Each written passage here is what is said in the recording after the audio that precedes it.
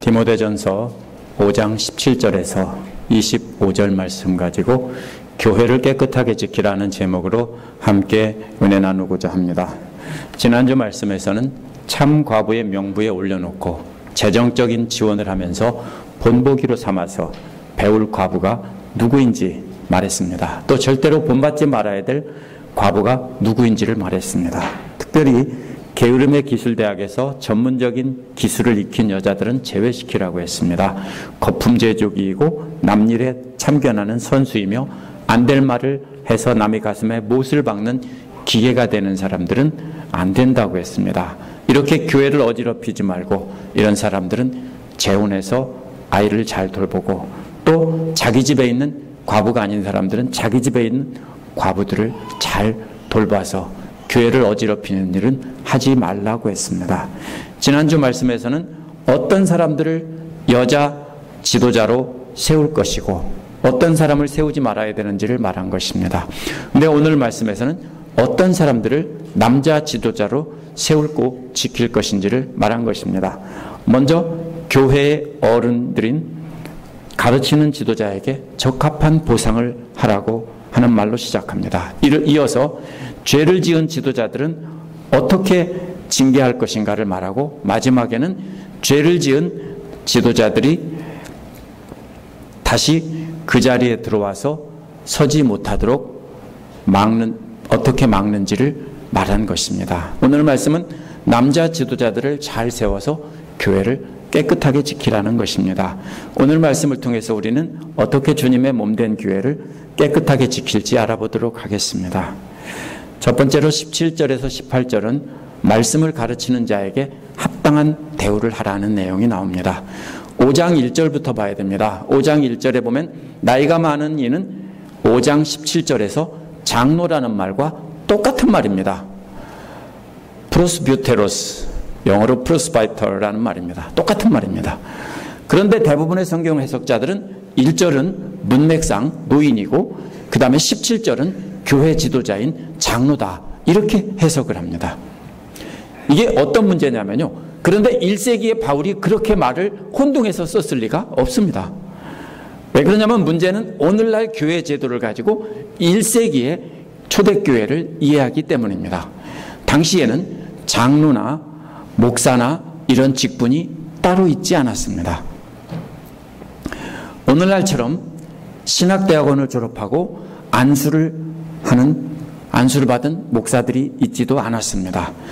본래는 대부분 예수님의 공생의 기간에 예수님을 따라다니던 많은 사람들이 부활하신 예수님을 만나고 부활의 증인이 되어서 핍박을 받다가 유럽 각 지역이 흩어져서 그곳에서 교회를 세웠는데 이 사람들이 모두 교회의 지도자가 된 것입니다.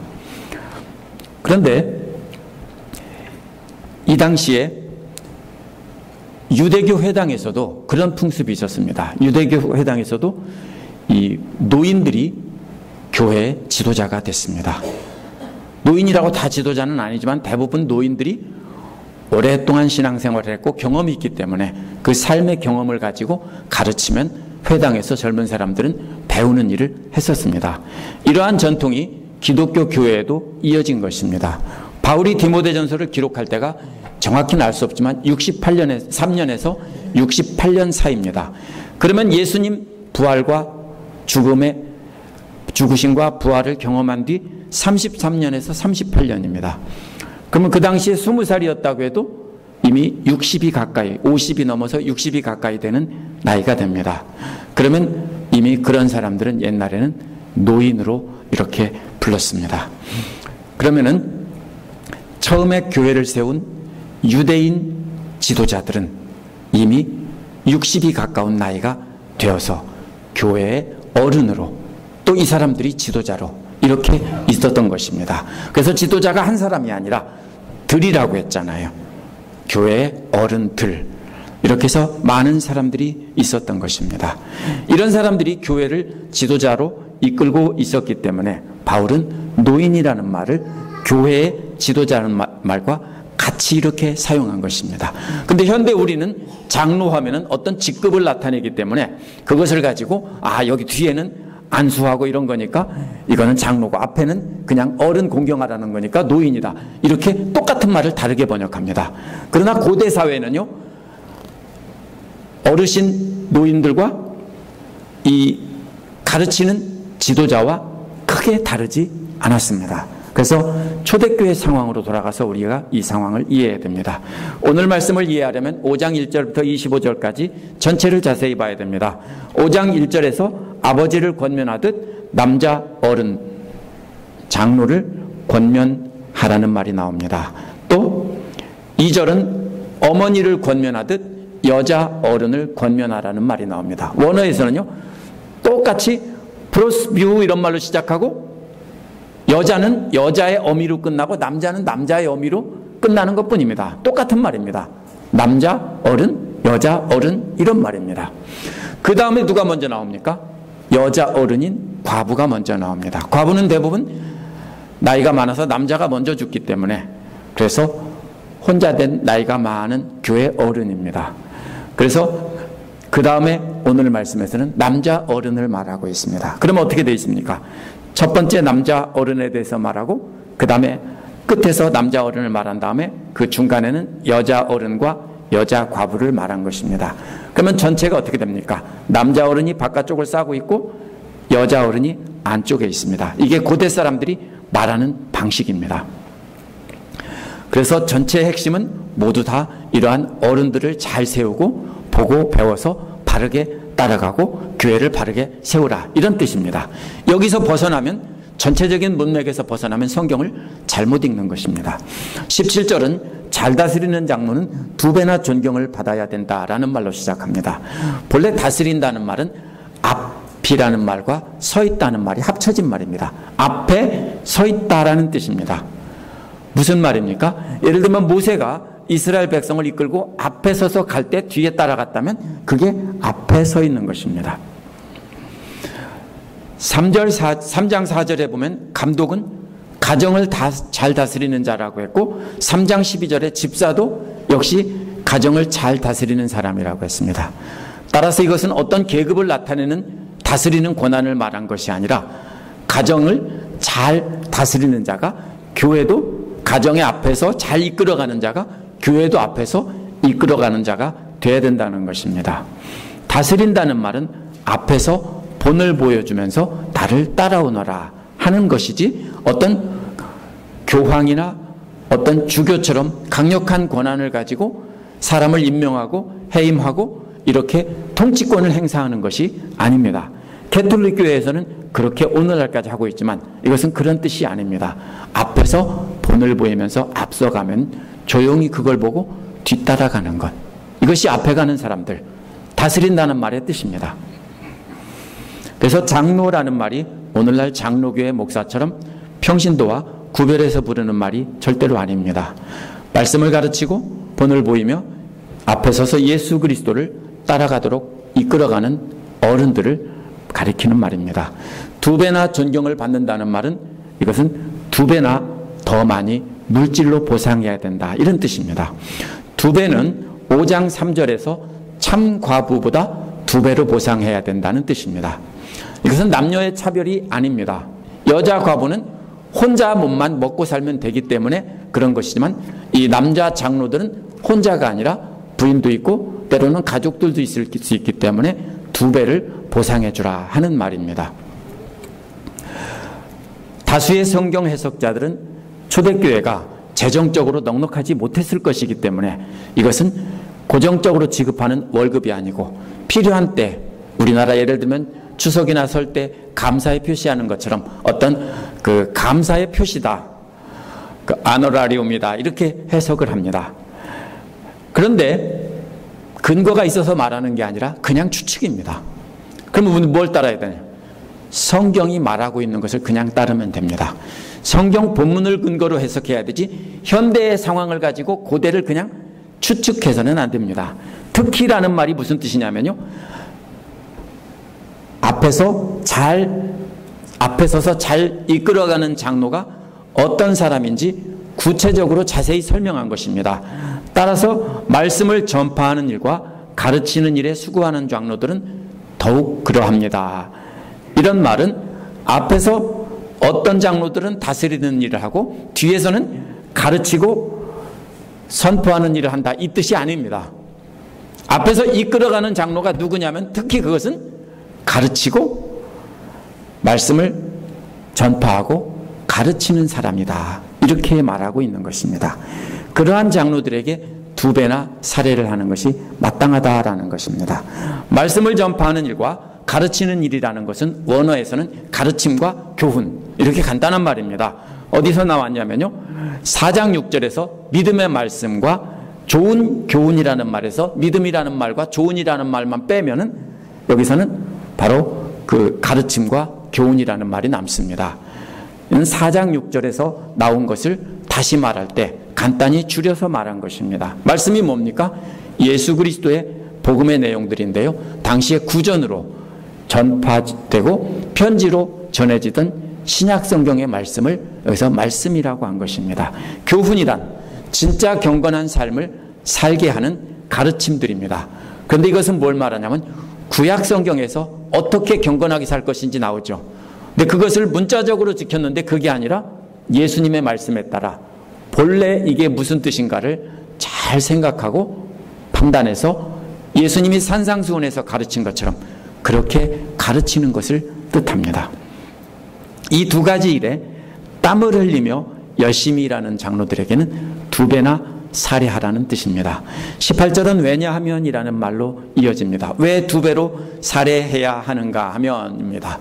성경에 이르기를 이라는 말은 구약 성경을 인용할 때 쓰는 말입니다.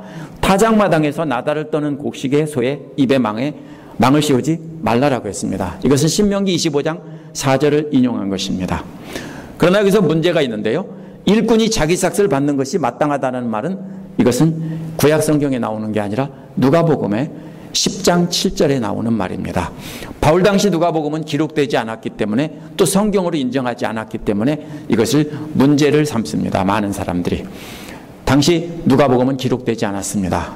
하지만 예수님의 말씀을 증인들에 의해서 구전으로 전하고 있었습니다. 많은 성경학자들이 실수하는 게 그겁니다. 아예 없었는데 70년 이후에 생긴 게 아니라요, 원래 그 당시에는 예수님의 말씀을 말로 통째로 외워서 그대로 전달을 했었어요. 그런데 그 목격자들이 사라지게 되자 그것이 변질되고 잊어버릴까 봐 기록에 남긴 것이지 그 기록되기 이전이나 이후나 똑같이 말씀은 존재했었습니다. 그리고 초대교회 사람들은 예수님의 그 전해지던 말씀들을 하나님의 말씀으로 인정했습니다. 그렇다면 여기서 인용한 방식이 조금 다른데요, 마가복음 1장 2절 3절에서도 이사야의 글에 말씀하시길 하면서 사실은 말라기 3장 1절과 이사야 40장 3절을 함께 인용했습니다. 그러면서 이사야만 이야기를 했습니다. 이것은 고대에 인용하던 방식일 뿐입니다. 따라서 여기서 일꾼이 삭슬 받는 것이 마땅하다는 것을 신명기 25장 4절에 담긴 하나님의 그 말씀의 뜻을 신약 성경의 말씀을 통해서 해석한 것입니다. 그러면 처음에 2배로 존경하라는 말은 여기서 계속 이어지는 말로 볼 때 분명히 살해하라는 뜻입니다. 신명기 25장 3절에 보면 40까지는 때리려니와 그것을 넘기지는 못할지니 만일 그것을 넘겨서 매를 때리면 내가 형제를 경히 여기는 것이 될까 하노라. 경히 여긴다는 말은 천하게 여기고 멸시한다는 뜻입니다. 사람같이 안 여긴다는 뜻입니다. 그 다음에 곡식을 떠는 소에게 망을 씌우지 말라는 말이 나옵니다. 똑같은 말이에요. 40에 하나 매를 때리는 것은 형제를 불쌍히 여겨서 넘게 때리는 것은 형제를 불쌍히 여기지 않는 거고, 곡식을 떠는 소에다가 망을 씌워서 못 먹게 하는 것은 소를 불쌍히 여기지 않는 거예요.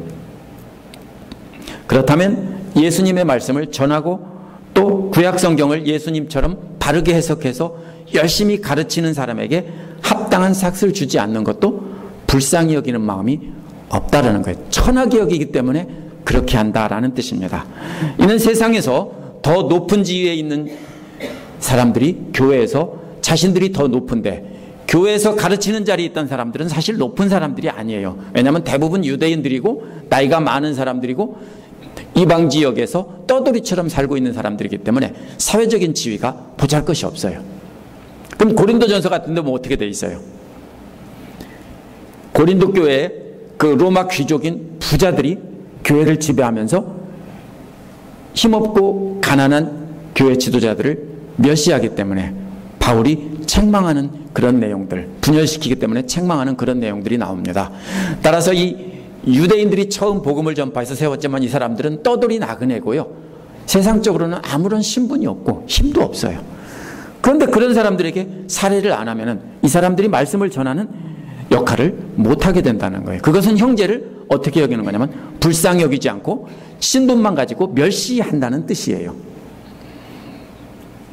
그래서 이 바울이 가르치는 노인들에게 합당한 살해를 하는 것은 선택사항이 아니라 꼭 해야 되는 일이라는 명령입니다. 더구나 뭐예요? 나이가 많기 때문에 일을 잘 할 수도 없는 상황이고 평생 복음을 위해서 수고한 사람들이기 때문에 그 사람들에게 합당한 대우를 해주라는 거예요. 그 나이가 많은 노인들, 가르치는 노인들에게 합당한 대우를 해주라는 거예요. 그 근거는 어디서 나옵니까? 불쌍히 여기는 사랑에서 나오는 것입니다. 17절에 잘 다스리는 장로, 특히 말씀을 전파하는 가르치는 장로에게 2배나 삭슬 주는 것이 마땅하다고 했습니다. 또 18절 끝부분도 일꾼은 자신이 수고한 삭슬을 받을 자격이 있다는 것입니다. 그 앞뒤가 똑같은 말만 바꾼 것입니다. 따라서 존경하라는 말은 원어가 갖고 있는 본래 말 그대로 사례비를 주라는 것이지 단순히 존경하고 인사를 잘하라는 뜻이 아닙니다. 17절, 18절은 가르치는 장로에게 합당할 싹을 주는 것은 선심을 쓰는 것이 아니라 당연히 해야 될 의무라는 뜻입니다. 만약 주지 않는다면 그것은 탈곡하는 소에게 망을 씌우는 것과 같고 또 일꾼에게 일을 시켜놓고 삭슬 주지 않는 것과도 똑같이 그렇게 멸시하고 천히 여기는 것이라는 뜻입니다. 오늘 말씀에서는. 두 번째로 19절에서 23절은 자신을 깨끗하게 지키라는 말씀이 나옵니다.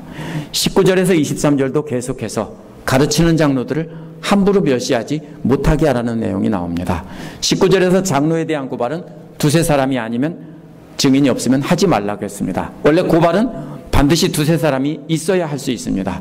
가르치는 장로를 멸시하며 합당한 살해를 하지 않는 사람들은 이번에는 끄잡아 내리려고 함부로 고소를 하고 있는 것입니다. 그럴 경우에는 2-3사람의 증인이 없으면 아예 받아들이지도 말라는 뜻입니다.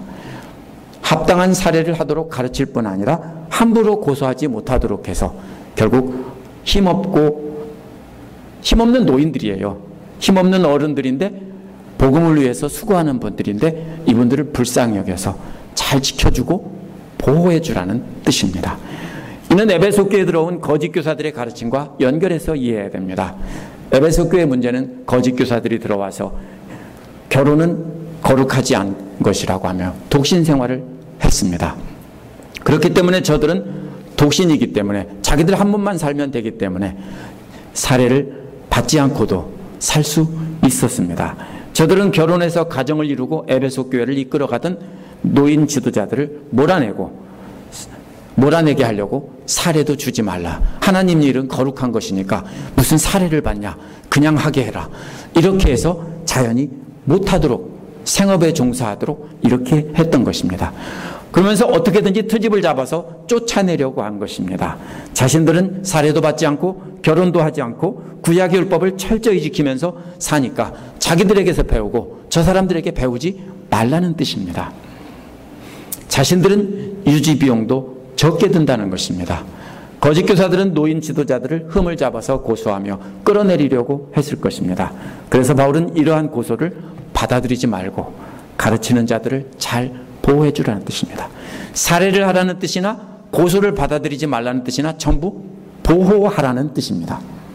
20절은 죄를 짓는 사람은 모든 사람 앞에서 꾸짖어서 나머지 사람들을 두려워하게 하십시오라고 했습니다.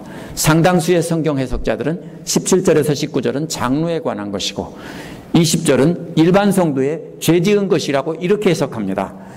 그렇게 되면 일관성이 없고요. 이런 말 저런 말이 갑자기 끊어진 것이 됩니다. 이것은 이런 말입니다. 17절 25절은 하나에 이어지는 이야기입니다. 전체적으로 문맥으로 해석해야 됩니다. 따라서 두세 명의 증인을 내세워서 고소를 했는데 알고 보니까 진짜로 노인인 교회 지도자가 잘못을 했어요. 죄를 졌어요. 그러면은 그때 그 죄를 짓는 사람을 말하는 거예요. 근데 이 죄를 짓는다는 말이 현재도 계속해서 습관적으로 죄를 짓고 있다는 뜻이에요. 한번 죄를 지은 거 그거 가지고 고소하라는 게 아니고요. 지켜보니까 그 고소대로 계속해서 죄를 짓고 있더라 하는 것입니다. 그 죄는 분명히 드러난 죄이고 지금도 계속해서 죄를 지으며 살고 있습니다. 그런 사람들은 바로 이제 대한 것이 죄를 짓는 사람입니다. 따라서 죄를 짓는 사람은 장로가 죄를 짓고 있는 사람입니다. 예를 든다면 3장 2절에서 하나님의 남편이어야 된다고 했는데 아내 이외에 다른 여자와 계속 관계를 맺고 있다면 이런 뜻일 수 있습니다. 또 술을 계속 옆에다 두고 사면 안 된다고 했고 툭 하면 폭력을 휘두르면 안 된다고 했는데 분노를 툭 하면 확 하고 사람들한테 터뜨리면 안 된다고 했는데 지금도 계속해서 그것을 습관적으로 기회만 되면은 분노를 터뜨리고 욕을 하고 싸우고 또 술을 마시고 이렇게 한다면 이런 뜻입니다. 이것이 삶의 습관이 되어 있다면 이런 뜻입니다. 제가 세 가지를 예로 들었는데요. 그 밖에도 계속해서 어떤 형법상의 범죄가 아니라 장로로서 합당하지 못한 죄들을 계속 짓는다면 생활 습관이 되어 있다면 그런 사람을 모든 성도들 앞에서 그 죄를 분명히 드러내라는 것입니다. 그래서 책망하라는 것입니다. 나머지 사람들은 모든 성도가 아니라 다른 가르치는 지도자들입니다. 그래서 다른 지도자들이 이런 모습을 두려워해서 더 이상 그런 죄를 범하지 않도록 하라는 것입니다.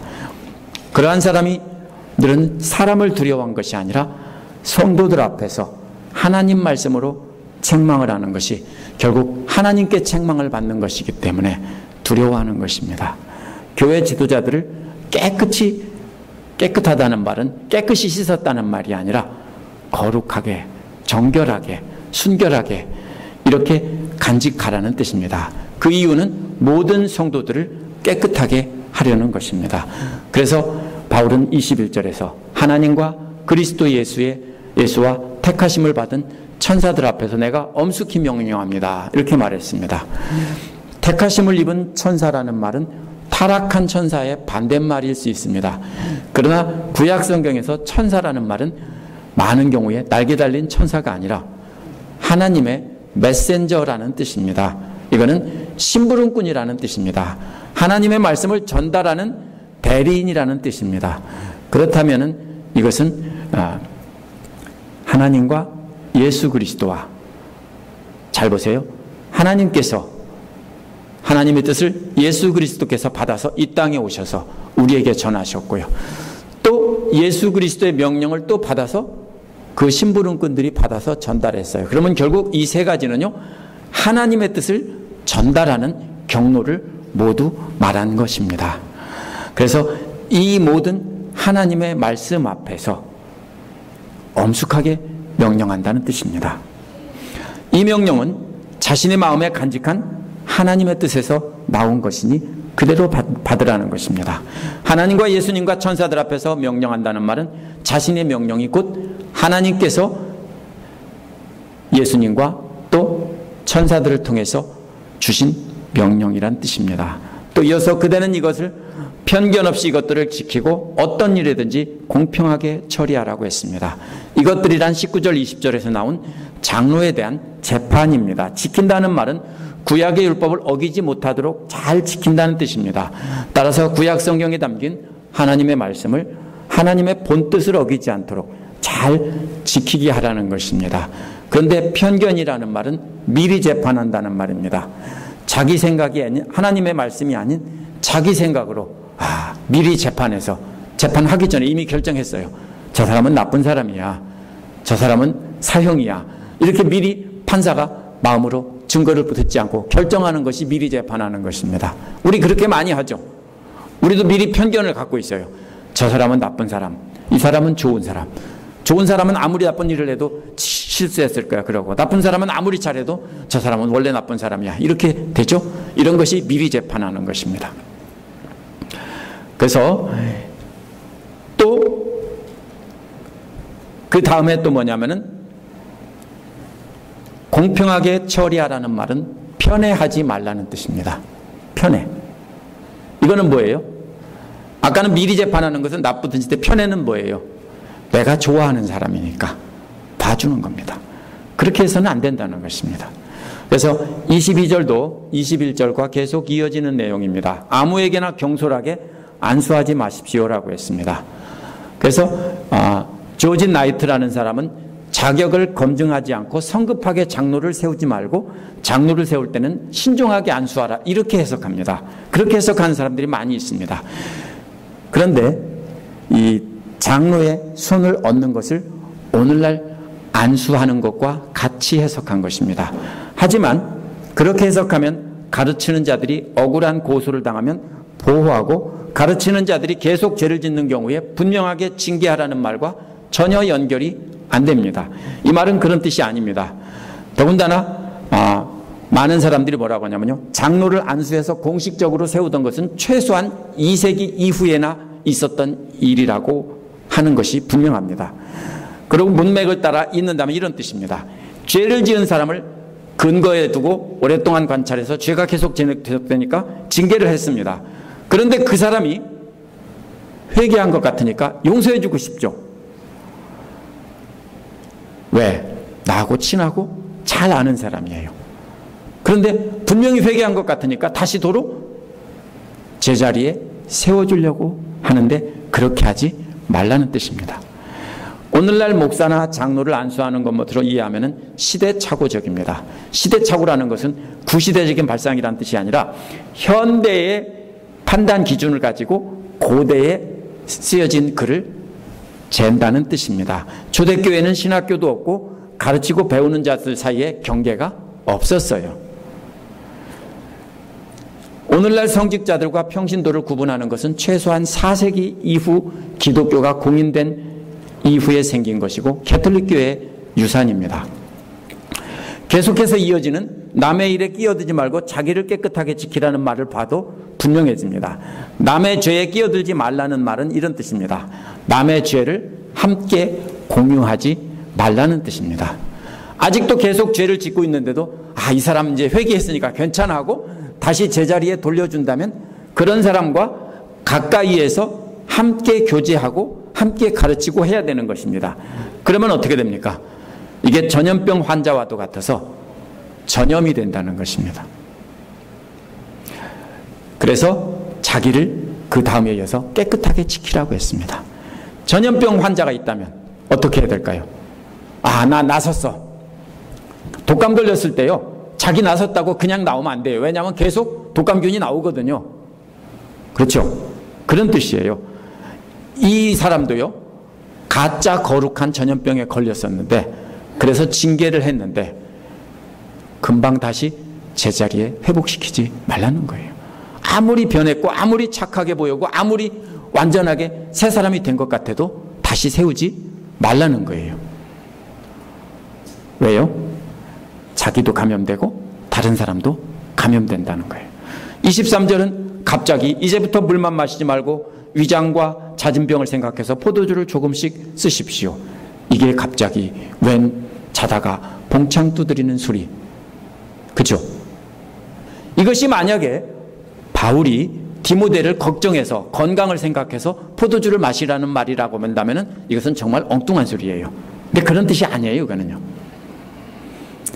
디모데의 건강을 걱정하는 말이 아니라 바울은 디모데에게 어떻게 자신을 거룩하게 지키는가를 계속 가르치고 있는 거예요. 그래서 지도자들에게 사례를 하고 또 지도자들을 함부로 고소하지 못하게 하고 잘못이 있으면 분명하게 재판을 해서 분명하게 징계를 하고 함부로 받아들이지 말라고 한 것과 이어서 생각해야 됩니다. 왜요? 거짓 교사들은 구약 성경에 따라 포도주를 마시지 않았거든요. 결혼도 하지 않았거든요. 음식에 대한 정결법도 지켰거든요. 디모데의 엄마가 유대인이어서 그래서 어려서부터 유대인의 율법을 따라 훈련을 받았기 때문에 디모데도 그렇게 살고 있어요. 그런데 디모데가 지금 어디에서 목회를 하고 있어요? 이방 지역에서 목회를 하고 있어요. 그런데 자기가 포도주를 안 마시고 물만 마시면서 그것을 어떤 율법처럼 지킨다면은 어떻게 돼요? 거짓 교사들이 거짓 경건을 행하는 사람들과 구분이 잘 안 돼요. 그래서 거짓 교사처럼 구약 성경의 말씀을 문자적으로 지키지 말고 그 말씀에 담긴 하나님의 본뜻을 찾아서 거룩하게, 진짜로 거룩하게 지키라는 뜻이에요. 결국 이 말은 거짓 경건에 속지 말고 진짜 경건한 삶을 살라는 거예요. 마셔도 된다는 거예요. 그런 걸로 이제는 거룩을 자랑하지 말라는 거예요. 진짜 사랑하고 용서하고 엎드리고 순종하고 이렇게 하는 걸로 바로 거룩을 드러내라는 거예요. 포도주 조금 마신다고 해서 거룩해지지 않는 게 아니라는 뜻이에요. 따라서 거짓 경건으로 자신을 거룩하게 포장하는 것은 외식이라는 전염병을 퍼뜨리는 것이니까 당장 그거 그만두라는 뜻입니다. 24절에서 25절은 잘 지켜보고 신중하게 판단하라는 내용이 나옵니다. 에베소 교회에서 가르치는 장로들 중에서 실제로 계속 죄를 짓고 있는 사람들도 디모데와 아주 친한 관계에 있는 사람이 있을 수 있습니다. 또 이들은 또 바울과 디모데와 함께 에베소 교회를 처음 세운 개청 멤버들일 수 있습니다. 이렇게 친밀한 사람이 회개했다고 하면 금방 다시 가르치는 자리에 세우기 쉽습니다. 그러나 그래서는 안 된다는 것이 24절, 25절입니다. 어떻게 안 됩니까? 함부로 판단해서, 경솔하게 판단해서 다시 가르치는 자리에 세우지 말고 오랫동안 지켜보라는 것입니다. 왜? 어떤 사람의 죄는 명백하게 드러나서 재판받기 전에 이미 모든 성도들 앞에 공개된다고 했습니다. 다시 재판을 하려고 하는데 그러기도 전에 이미 분명하게 다 드러난다고요. 또 어떤 사람은 드러나지 않는다는 거예요. 이 재판은 이 사람을 다시 제자리로 복권시키는 재판입니다. 어떤 사람은 미리 분명하게 드러나서 죄가 분명하게 드러나고 어떤 사람의 죄는 나중에 한참 있다 드러나서 알 수가 없다는 거예요. 그러니까 그냥 성급하게 하지 말고 내버려 두라는 것입니다. 그 다음 예를 든다면 이런 겁니다. 함부로 다른 사람에게 분노를 터뜨려서 교회를 떠나게 한 것은 분명히 드러나는 죄입니다. 그러나 술을 마시는 것이라든지 부인 이외에 다른 여자를 몰래 사귀고 있는 죄 같은 것은 드러나지 않습니다.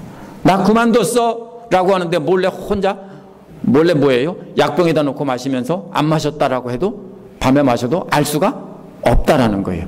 아무도 모르는 사이에 몰래 다른 여자를 만나도 알 수가 없다는 거예요. 그러면서 거짓말로 아니라고 하면은 속을 수 있으니까 오랫동안 지켜보면서 내버려 두라는 거예요. 그러면 오랜 세월이 지나면은 그 징계 기간 동안 지켜보면은 뭐가 드러납니까? 금방 죄가 드러나는 사람도 있고 오래 있다 드러난 사람도 있다는 것입니다. 그러니까 기다리라는 겁니다. 이는 마치 기생충에 감염됐거나 전염이 되는 독감에 걸린 고양이를 따로 격리시키는 것과도 같습니다. 음식도 따로 줘야 되고요. 화장실도 따로 쓰게 해야 되고 서로 만나지도 못하게 해야 됩니다. 왜냐하면 이는 다른 고양이들을 깨끗하게 지키려는 것입니다. 완전히 치료되어서 감염의 가능성이 전혀 없다라고 생각될 때 다시 함께 하도록 해야 되는 것입니다. 마찬가지로 교회 지도자도요. 내가 판단할 때 그냥 이 사람은 다 나았어. 위선의 전염병이 다 나았어. 그렇게 하지 말고 그냥 기다려서 완전히 깨끗해질 때까지 기다리라는 것입니다. 그래서 의사가 완전하다라고 할 때까지 기다리는 것입니다. 마치 암 환자들을 5년 동안 계속 지켜보다가 5년이 지나면 You may go now 하는 것과 똑같습니다. 이제는 그 기간 동안 계속 관찰하라는 것입니다. 다시 재발할 수 있다는 것입니다. 25절은 이와 마찬가지로 라는 말로 24절과 연결이 됩니다. 24절은 분명히 드러나는 죄와 나중에 드러나는 죄를 말했다면 25절은 분명히 드러나는 선행과 나중에 드러나는 선행을 말하고 있는 것입니다. 이어서 언제까지나 감추어져 있지는 못합니다 라고 한 것은 오래 지난 후에야 선행이 드러나는 경우도 있다라는 것입니다. 그러면 무슨 뜻입니까? 24절, 25절은 징계를 했을 경우에도 교회를 보호하는 방법은 다시 되돌리지 말라는 거예요. 죄가 분명히 드러날 때도 있고 나중에 드러날 때도 있지만 착한 행실도 금방 드러나고 나중에 드러나기도 하지만, 그렇지만 죄가 습관화되어 있어서 사람들 앞에서 한번 책망했다면, 습관이란 무서운 것입니다. 그렇죠? 마치 담배를 끊는 것이 어려운 것처럼 이 죄의 습관이 굳어진 사람들은 그것을 끊기가 참으로 어려운 것입니다. 그래서 그 습관을 완전히 끊을 때까지 오랜 기간 동안 그냥 지켜보고 신중하게 결정하라는 것입니다. 그 이유는 잘 가르치는 지도자를 보호하고 잘못된 가르침을 전염되지 않도록 막기 위해서입니다. 그래서 이러한 바울의 조언은 결국 에베소 교회가 다시는 거짓 교사들의 거짓 경건이라는 전염병에 걸리지 않도록 하기 위해서 이 세 가지를 특별히 조언한 것입니다. 오늘 말씀은 주님의 몸된 교회가 마귀의 하수인들에게 넘어가 거짓 경건에 감염되지 않게 하려면 가르치는 자들을 잘 보호해야 한다는 뜻입니다. 보호하는 방법은 첫째로 말씀을 선포하고 가르치는 자들이 일에 집중할 수 있도록 합당한 사례를 해야 된다는 것입니다. 그 기준은 바울이 인용한 9절의 뜻에 따르면 사랑입니다. 본인이 검소하게 살 때, 저는 검소하게 살 때 목회자는 궁핍하지 않게 살 정도면 된다라고 생각합니다. 만약 성도들이 모두 잘 살면서 목회자들은 가난하게 살아야 돼, 이렇게 말하는 분들이 많아요. 그러면서 생활할 수 없게 주는 분들이 있어요. 교회가 있어요. 우리 교회는 아니고요. 그러면 그게 무슨 문제냐면요, 그것은 어떻게 하는 거냐면 목회자를 천하게 여긴다는 뜻이에요. 왜? 본인들은 높은데 너는 천하니까 너는 그냥 그렇게 살아, 이런 뜻이 되는 거예요. 그래서 바울이 그런 말을 하고 있는 거예요. 그렇다면 잘못된 거예요. 만약에 성도들이 가난하고 힘들게 사는데 목회자 혼자 잘 산다면 그것은 누가 잘못된 거냐면 목회자가 분명히 잘못된 거예요. 이 기준은 따로 정해져 있지 않아요. 기준은 어디에 있어요? 사랑에 있어요. 오늘 말씀에 따르면 기준은 멸시하지 말고 서로 사랑하는 거예요. 목회자도 성도들을 아끼고 사랑하고 성도님들도 목회자들을 아끼고 사랑하라는 거예요. 그러면 사랑하면 어떻게 돼요? 해줄 수 있으면 해주고 싶죠. 그렇죠? 사랑하지 않는다면 자꾸 트집 잡아서 이렇게 괴롭히려고 하겠죠. 기준은 사랑이에요. 액수가 아니에요. 그래서 종업원이나 옛날 하인들이나 노예를 대하듯이 하지 말고 사랑하는 마음으로 위해주고 보호해주라는 뜻입니다. 그것이 목회자를 보호하는 것이 아니라 주님의 몸된 교회를 보호하는 방법이라는 뜻입니다. 만약 지도자가 거짓 고소에 모함을 받고 있다면 성도들은 지도자들을 보호해줘야 됩니다. 일시적인 실수로 죄를 지었다고 해도 보호를 해줘야 됩니다. 그러나 죄가 습관화되어 있다면, 거짓으로 거룩한 척하는 것이 분명히 밝혀진다면 공개적으로 모두에게 알리고 징계를 해야 되고, 거짓 경건이라는 전염병이 더 이상 퍼지지 않도록 얼른 격리시켜야 됩니다. 특별히 성적인 범죄가 지속되거나 목회자가 함부로 분노를 터뜨리고 함부로 하나님의 이름을 망령되이 일컬으면서 저주하는 분들이 있어요. 자신의 말 안 듣는다고 목회자가 성도들을 저주하는 말을 막 하는 분들이 계세요. 그러면 그렇게 함부로 한다면 그것은요, 분명한 하나님의 이름을 망령되이 일컫는 것입니다. 그러면 멈추도록 해야 하는 것입니다. 하지만 오늘 말씀을 목회자에게만 적용할 수는 없습니다. 말씀의 핵심은 지도자들을 잘 보호해서 교회가 병들지 않게 하라는 뜻에 있기 때문입니다. 성경 말씀은 시대를 초월해서 문자적으로 적용할 수 있는 것이 아닙니다.